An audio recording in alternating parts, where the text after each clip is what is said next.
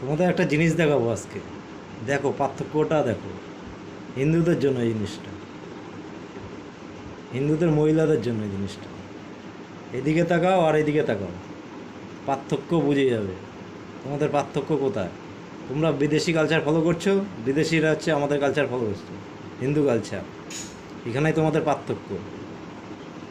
না, বিদেশিরা সব কিছুতে 50 বছর আগে ভাবে। ওরা ভেবে আসছে সব কিছু, মডার্ন ফডার্ন সব ছেড়ে এখন হিন্দু ধর্ম ফলো করছে। ওরা বুঝে গেছে শান্তি পেতে গেলে হিন্দু ধর্মতেই থাকতে হবে, এই হিন্দু ধর্ম ফলো করলেই শান্তি। আর তোমরা বিদেশিদের ফলো করছো, করো, ওই জন্য রাস্তায় ড্যান্স করছো নিজের সম্মান বেছে, লজ্জা শরম বেছে। তোমাদের কি লজ্জা লজ্জা শরম হয় না নাকি? আর কবে হবে? নিজের ধর্ম ফলো করো জীবনে কিছু পেতে গেলে।